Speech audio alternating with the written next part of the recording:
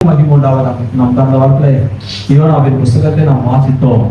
YONO வாழ்க்கையில தேவன் கொடுத்த ஆண்டவர் சொன்ன இந்த நேரான பாதைக்கு போகாமல் அவன் கீழ்ப்படியாத நிமித்தமாக அவன் கடவுளான பாதையில் அவன் தெரிந்து கொண்டான்.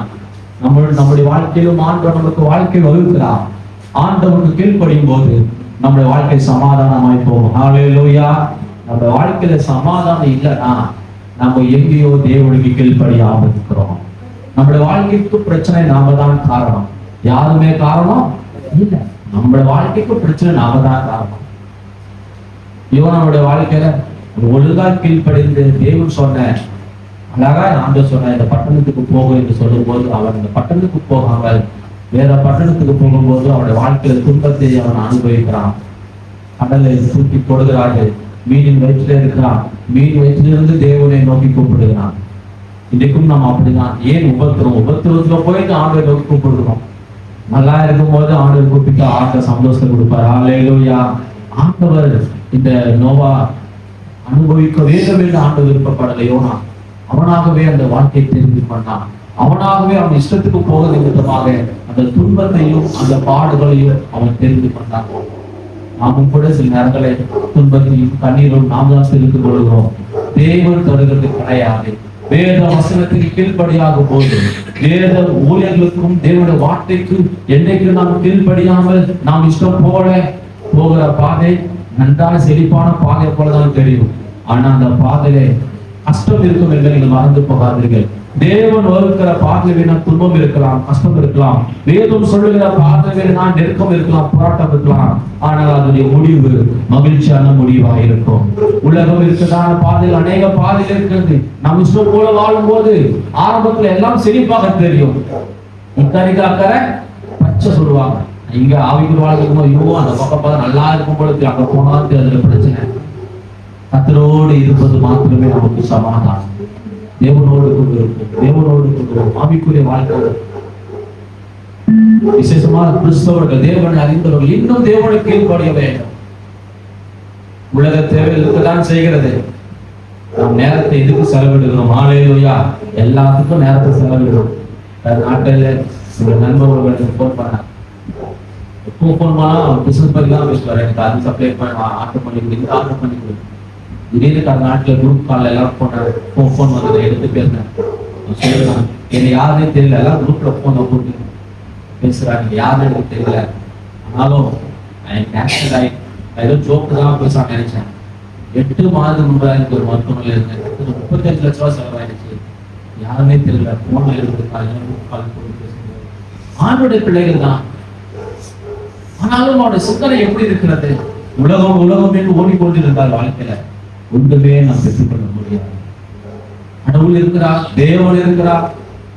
ஆணுடைய பிள்ளைகளோடு பேசும்போது ஆண்கள் பற்றி தேவன் நாமத்தை குறித்து பேச வேண்டும். வியாபாரத்திற்கு வியாபாரம் இருக்கிறது. எந்த நேரத்தில் எப்படி பேசணுமோ அப்படியே பேசணும். எல்லா இடத்துலும் ஒரே மாதிரி பேசக்கூடாது.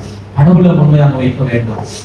ஆண்டவர் ஒருவர்தான். அவன் சொன்னாங்க இவ்வளவு சம்பாதிச்சு வைத்தேன், 20 லட்சம் ரூபாய் சம்பாதிச்சு வச்சா அது எத்தனை நாள்? 10 நாள் காலம். 8 லட்சம் சம்பாதிச்சாலும் ஈஸியாக போயிடும். ஒரு சில பேரை பார்ப்போம், கஷ்டப்பட்டு சம்பாதிச்சு வைப்பாங்க, ஒரே நல்ல செலவை கஷ்டப்பட்டு வாங்கி வைப்பாங்க, வீணாய் குறைத்து போயிடுவாங்க.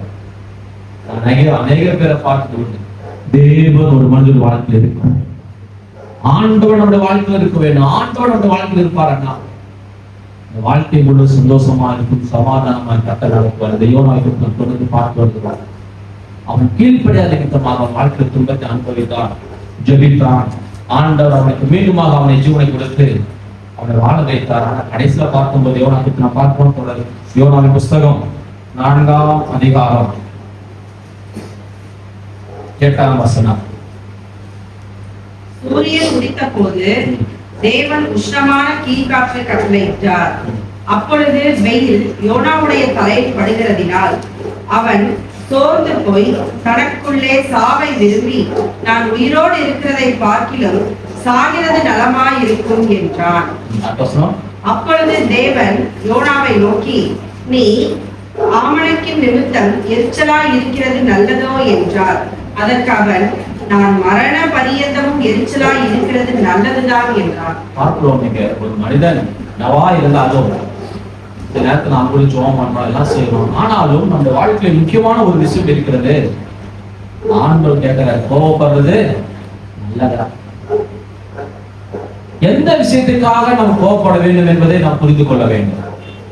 எந்தெந்த விஷயத்துக்கு கோபப்படணுமோ அந்த விஷயத்துக்கு கோபப்படணும். சாதாரண ஒரு விஷயம், ஒரு செடி ஒரு சாதாரண விஷயம், அந்த ஒரு செடி நிமித்தமாக அவன் கோபப்படுகிறான். ஆண்டவர் சொல்றாரு, எப்பா சாதாரண விஷயத்துக்கு போய் கோபப்படுறிய. அவன் சொல்றான், நான் கோபப்படுறது நல்லது. இன்னைக்கு பேர் நம்ம சில பேர் சொல்லுவோம், சில விஷயத்துக்குலாம் நீங்க இப்படி பண்றீங்கன்னா ஆமா அப்படிதான் செய்யணும். கடவுள்கிட்டயே ஒரு மனுஷன் பேசாம பாருங்க, நான் கோபப்படுறது நல்லது. சில பேர் அதான் நினைக்கிறீங்க, நான் கோபப்படுறது நல்லது நல்லது நினைக்கிறீங்க. அது உங்க வாழ்க்கையில ஒருபோது உயிரை கொண்டு வராது. ஹல்லேலூயா. மனிதன் நீங்க யார வேணா பாருங்க, கோபப்படுறதுனால அவங்க வாழ்க்கை தான் வாழ்க்கை வீணாய் போகும். முழுமே அவங்க வாழ்க்கை தான் வீணாய். சின்ன சின்ன விஷயத்துக்கெல்லாம் கோபப்படுகிற வாழ்க்கை வீணாய் போகும். சில பேர் ஜெபித்தார், அங்க பார்க்கிறோம், யோனா ஜெபித்தான், ஆண்டவர் முன்குறித்தார், தெரிந்து கொண்டார். ஆனாலும் அவன் வாழ்க்கையில அவனுடைய சின்ன சுபாவங்கள் அவன் வாழ்க்கையில பல வகையான துன்பத்தை அவன் அனுபவிக்க சூழல மாறிவிட்டது. இன்றைக்கும் நீங்கள் நானும் ஜெபிக்கிறோம், ஆனால் நாம் மாற்றிக்கொள்ளுகிற வேண்டிய காரியங்கள் நம் உள்ளத்திற்குள் இருக்கிறது. நீயும் நானும் அநேக காரியங்களை தவறுகிறோம், அநேக காரியங்களை மாற்றிக்கொள்ள வேண்டும். பல மணி நேரம் ஜெபித்தாலும் ஒரு நிமிஷம் கோபப்பட்ட ஒண்ணுமே கிடையாது, எல்லாம் போயிடுச்சு. நீங்க பல மணி நேரம் ஜெபம் பண்ணி ஒரு நிமிஷம் கோபப்பட்டீங்கன்னா அந்த ஜெபங்கள் வீணாய் போய்விட்டது. இங்க பார்க்கிறோம், யோனாவுக்கு ஆண்டவர் இரண்டாவது ஒரு வாய்ப்பை தருகிறார். அவன் ஜெபிக்கிறவன், ஆனா தெரிந்து கொள்ளப்பட்டவன் தான்.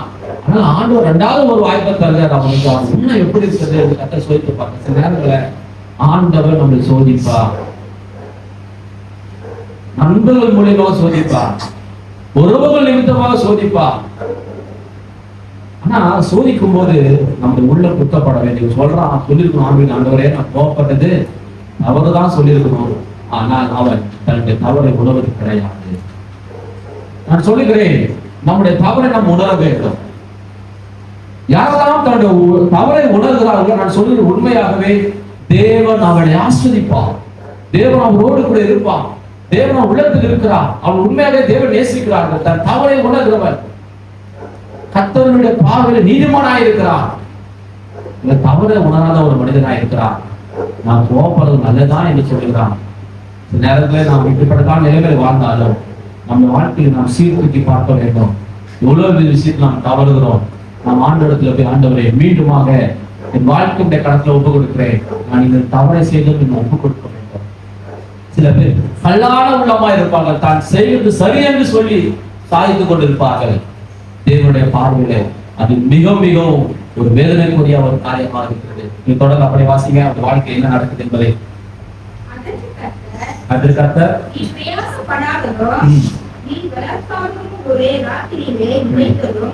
ஒரு ராத்திரியிலே அழிந்து போதுமான ஆமனுக்காக பரிதபிக்கிறார்களே. போதும். அவன் எதற்காக பரிதபிக்கிறான்? சாதாரண ஒரு விஷயத்துக்காக பரிதபிக்கிறான், கவலைப்படுறான், அக்கறை காட்டுறான். ஒருவர் சொன்னாரு, அவன் வீட்டுக்கு நான் அடிக்கடி போக சொன்னாரு, இந்த நாய்க்கு இருக்கிற ஒரு மனிதர்களும் நமக்கு இல்ல. எந்த விஷயத்துல அக்கறை காட்டுறான்? அந்த வீட்டுல வளர்க்கிற நாய்க்கு அக்கறை காட்டுறான். அவரோட நமக்கு நேரத்துக்கு சாப்பாடு வர மாட்டேங்குது, நாய்க்கால ஸ்பெஷலா கிடைக்குது எல்லாம் பாருங்க. சில பேர் பாத்தீங்கன்னா எதுக்கு அக்கறை காட்டணும் அது அக்கறை காட்டணும். ஹல்லேலூயா. எந்த இடத்துல நம்ம யாருக்கு பரிதபிக்கணுமோ அவனுக்கு தான் பரிதபிக்கணும். ஆண்டவர் சொல்றாரு அவனுக்கு, நீ எந்த எதுக்கு போய் ஒரு பரிதபிக்கிற? சாதாரண ஒரு செடிக்கு போயிட்டு ஒரு பரிதபிக்கிற, அந்த செடியை கர்த்தர் பார்த்துக் கொள்வார். ஹல்லேலூயா. மரம், செடி, மிருகத்துக்கெல்லாம் சில பேர் பரிதபிக்கிறாங்க, நல்லதுதான். அதுக்காக மனிதனை வெறுத்துட்டு மிருகத்தை பரிதபிக்கிறது ரொம்ப சாதாரண விஷயம். அதெல்லாம் ஒண்ணுமே கிடையாது. குழந்தைகள் முக்கியமானவர்கள், தேவனுடைய பிள்ளைகள் முக்கியமானது. மிருகத்துக்கு எந்த இடத்துல தரணுமோ அந்த இடத்துல தான் தரணும். மனிதனுக்கு எந்த இடத்துல தரணுமோ அந்த இடத்துல தான் தரணும். சில பேர் பாத்தீங்கன்னா மிருகத்தின் மேல பைத்தியமாவே இருந்துப்பாங்க. ஆகவே நாம் யாருக்கு எந்த இடத்தை தரணுமோ அந்த இடத்தை தரணும். ஏன்னா நம்ம ஆணுடைய பிள்ளை. ஹல்லேலூயா. உலக மனதில் எப்படி வேணாலும் வாழலாம், உலக மனதில் எப்படி வேணாலும் நடக்கலாம். ஆனால் நீயும் நானும் தேவனுக்கு பயந்து, தேவனுக்கு அஞ்சு வாழப்பட்டு நாம் எந்த விஷயத்துல பரிதபிக்க வேண்டுமோ அந்த விஷயத்துல பரிதபிக்க வேண்டும். எந்த விஷயத்துல கோவப்படணுமோ அந்த விஷயத்துல கோவப்படணும். இந்த யோனாவை குறித்து பார்க்கிறோம். அவன் 2 விஷயத்திலும் தவறு விடுகிறான். ஒன்று, தேவையில்லாத விஷயத்துக்கு, சின்ன விஷயத்துக்கு கோவப்படுகிறான். 2வது, சாதாரண விஷயத்துக்கு பரிதபிக்கிறான். ஆண்டு சொன்னார், இத்தனை லட்சம் மக்களுக்கு அவன் பரிதபிக்கல, சாதாரண ஒரு செடிக்கு பரிதபிக்கிறான். இன்றைக்கு நாம தேசத்தின் மீது கவலை இல்லாமல் சாதாரண ஒரு விஷயத்தின் மீது கவலைப்படுகிறோம். எனக்கு அது இல்லை, இதுல கவலைப்படுகிறோம். ஆண்டு சொல்ற, இத்தனை லட்சம் மனிதர்கள் இருக்கிறாங்க, அதுக்கு மேல ஒரு பரிதாபம் இல்லை. ரட்சிக்கப்படாத தேசத்தின் மீது ஒரு பரிதாபம் இல்லை. சின்ன விஷயத்துக்கு நம்ம பரிதபிக்கிறோம். இன்னைக்கு நீயும் நான் எப்படி இருக்கிறோம்? அந்த வாழ்க்கையில சின்ன சின்ன விஷயத்தை கண்ணீர், சின்ன சின்ன விஷயத்தை கவலைப்படுகிறோம். எனக்கு அது இல்லை, இதுல கவலைப்படுகிறோம். லட்சக்கணக்கான மனிதர்கள் எப்படியாக வாழ்ந்து கொண்டிருக்காங்க. நாம் அவர்கள் மீது கரிசனை உள்ளவராக இருக்க வேண்டும். தேசத்தின் மீது கரிசனை உள்ளவராக இருக்க வேண்டும். யோனாவை போல இல்லாதபடிக்கு நாம் ஆண்டுடைய வாழ்க்கையில் எப்படி வாழ வேண்டும் என்பதை குறித்து நான் ஒரே ஒரு சம்பவத்தை பார்த்து வாசிக்கிறேன். எடுத்து வாசிங்கள். அப்போஸ்தலர் புஸ்தகம் 10ஆம் அதிகாரத்தில் வாசிக்கலாம். அப்போஸ்தலர் புஸ்தகம் 10ஆம் அதிகாரம் 1ஆம் வசனம் 2ஆம் வசனம் 10:2. அவன் தேவ பக்தி உள்ளவனும் தன் வீட்டார் அனைவரோடும் தேவனுக்கு பயந்தவனுமாய் இருந்து ஜனங்களுக்கு மிகுந்த தர்மங்களையும் செய்து எப்பொழுதும் தேவனை நோக்கி ஜெபம் பண்ணி கொண்டிருந்தான். பார்க்கிறோம், கொர்நேலியுவை நாம் பார்க்கிறோம். அவன் எப்படிப்பட்ட மனிதன்? இந்த கொர்நேலியுடைய வாழ்க்கையை நாம் பார்க்கும்போது அவன் 100க்கு அதிபதியாக இருக்கிறான். அவன் வசதி படைத்த ஒரு மனிதனாக இருக்கிறான். அவனோட வாழ்க்கையில முதலாவதாக அவன் தேவ பக்தி உள்ளவன்.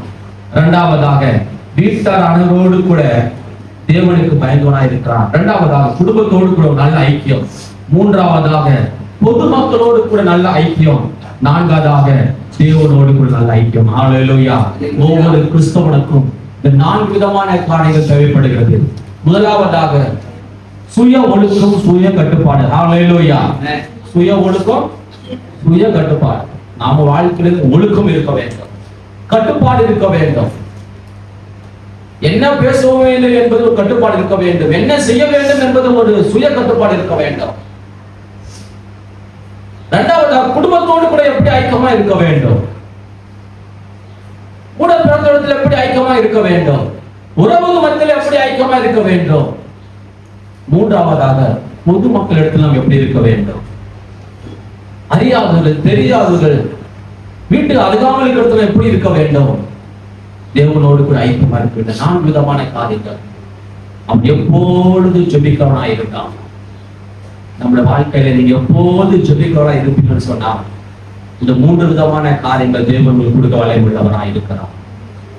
இந்த 4 விதமான காரியம் நம்முடைய வாழ்க்கையில் இல்லை என்று சொன்னா நம்ம வாழ்க்கையில துன்பத்தை அனுபவித்து ஆக வேண்டும். யாரா இருந்தாலும் சரி, நானா இருந்தாலும் சரி, நீங்களா இருந்தாலும் சரி, இந்த 4 விதமான காரியங்கள் மிக மிக மிக மிக முக்கியமானது. சுய கட்டுப்பாடு, சுய ஒழுக்கம். நம்மளை யாரும் கண்ட்ரோல் பண்ண போவது கிடையாது. உங்களை யாரும் கண்ட்ரோல் பண்ண போவது கிடையாது. நாம் இஷ்ட வேணும் பிரகாரம் எது வேணாலும் செய்யலாம், யார் இடத்துல வேணாலும் பேசலாம். ஆனா நமக்குன்னு ஒரு கட்டுப்பாடு இருக்கிறது, நமக்குன்னு ஒரு எல்லைகள் இருக்கிறது. அதுக்கு நாம் கடவுளுக்கு கீழ்ப்படி, கடவுளுக்கு நாம் பதில் சொல்ல வேண்டும். நம்முடைய தனிப்பட்ட வாழ்க்கை சரியில்லை என்று சொன்னால் நம்முடைய வாழ்க்கை முழு துன்பத்தை அனுபவிக்க வேண்டும்.